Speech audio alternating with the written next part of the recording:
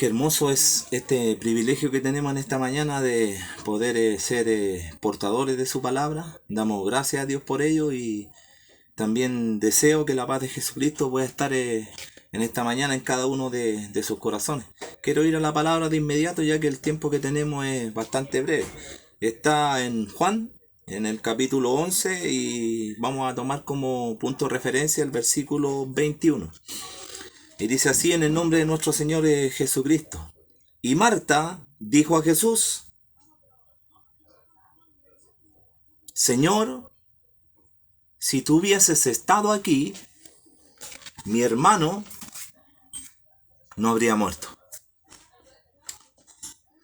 Para entrar en el contexto de este mensaje es necesario que nos demos cuenta a través del mismo relato de él en las Escrituras, que Marta, María, Lázaro, su hermano, tenían una coinonía con Dios, eran amigos, en este caso, de Jesús. Jesús es Dios. Y que él era un visitante frecuente de esta aldea donde ellos vivían, que estaba en Betania, en la tierra de Israel. La situación que pasa aquí es inesperada. Lázaro adquiere una enfermedad. Y esta enfermedad, se dan cuenta Marta y María, que es de mucha gravedad.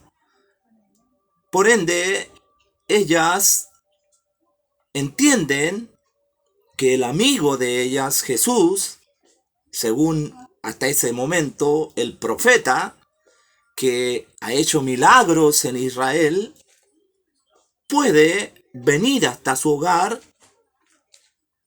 y hacer un milagro en la vida de su hermano Lázaro, que está gravemente enfermo. ¿Qué es lo que hacen ellas? Mandan dos mensajeros para que ubiquen a Jesús, y estos mensajeros, cuando ubican a Jesús, le dan un mensaje de parte de sus amigos. Aquel a quien tú amas está gravemente enfermo. Y aquí viene lo paradójico de este relato, porque Jesús, siendo amigo de Lázaro, conociendo la condición en la cual se encuentra, porque los mensajeros le están diciendo: tu amigo, aquel a quien tú amas, está gravemente enfermo. En vez de volver, Jesús se aleja 2 días más de Betania. Y esta decisión que toma Jesús tiene un propósito. Y ese propósito que tiene Jesús es del cual te quiero hablar en esta hora de la mañana. Porque cuando Dios tiene un propósito, ese propósito cumple su objetivo. Jesús tenía un propósito al alejarse. Quizás sus discípulos no lo comprendieron. No quiero relatar toda la historia. Usted al leerla se va a dar cuenta de ello. Jesús dijo que era necesario que Lázaro muriera, porque era necesario que Dios se glorifique en esa muerte por medio de nuestro Señor Jesucristo. Yo quiero parafrasear un poco, porque entiendo que es necesario. Porque ahí en la aldea de Betania hay una familia constituida por 3 personas. Lázaro, el que sustenta el hogar, está gravemente enfermo, pero hay esperanza. ¿Cuál es la esperanza? Jesucristo. Entonces imagínense a estas hermanas saliendo a ver la imagen del maestro llegar hasta sus casas. Pero cuando llegan los mensajeros tienen que haberle informado, lógicamente. Jesús, en vez de venir, acudir, se alejó de Betania. Y a veces esto es difícil de entender. Y se cumple su palabra, porque nuestros pensamientos no son los pensamientos de Dios. Como son más altos los cielos que la tierra, así son los pensamientos de Dios. Ni nuestros caminos son los caminos del Señor. Yo quiero hablarte del Kairos de Dios en esta mañana, que es el tiempo de Él, que es perfecto y que no tiene afinidad con el nuestro. Nuestro tiempo no es el tiempo de Dios. El tiempo de Dios es perfecto. Jesús, cuando decide volver, para Marta y para María ya no hay esperanza. Su hermano lleva 4 días muerto. Su cuerpo ya está en descomposición. De hecho, Marta dice, el cuerpo de mi hermano ya está descompuesto. Pero Jesús le dice a Marta, si crees, verás la gloria de Dios. Marta se da cuenta de que delante de él está el Hijo de Dios. Y ella entiende, algo le da testimonio que tiene que creer en él. Pero mal comprende las cosas, porque cuando Jesús dice que Él es la resurrección y la vida, y los que creen en Él, aunque estén muertos, vivirán, ella responde, sí, creo que mi hermano en el día postrero va a resucitar. Pero Jesús no le estaba diciendo eso. Jesús le estaba diciendo que cuando Él levantase la voz y diese la orden, Lázaro tendría que salir de esa tumba. Entonces el tiempo no era el tiempo en el cual ellas tenían la necesidad, sino el tiempo que Dios decidió venir para darle una respuesta a ella.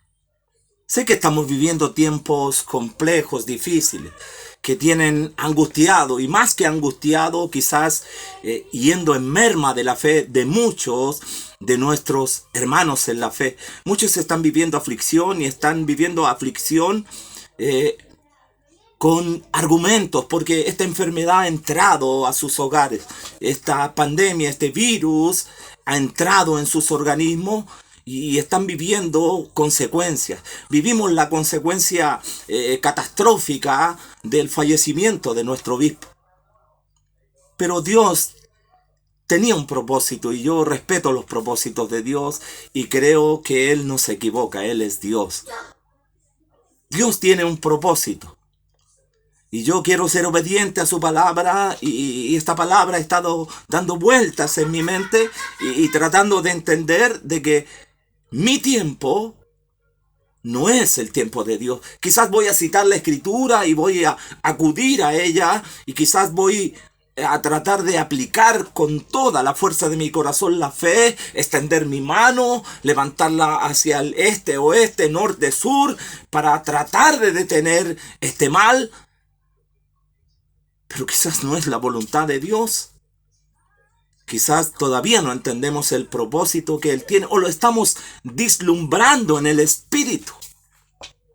Pero sé que Dios tiene un propósito. Nosotros estamos en gran aflicción. Dios está en calma, en serenidad, como estuvo en la barca. El viento arreciaba, las olas también, y esa barca parece que se hundía, pero Jesús dormía. Hoy día podemos ver que la tempestad es grande, y hay muchos que ven que sus vidas en cuanto a la fe están a punto de naufragar. Pero hermano, Jesús tiene el control. Él nunca ha perdido el control. La historia está contada. Lo único que tenemos que hacer es alinearnos con su palabra. El kairos de Dios es perfecto. La voluntad de Dios es perfecta. Lo único que tenemos que hacer es aceptarla. Cuando Dios suelte la palabra, esa palabra va a soltarse con autoridad, y todo lo que esté acechando nuestra vida va a tener que retroceder. Yo deseo que el Señor, el tiempo no es mucho, bendiga tu vida ampliamente en esta mañana.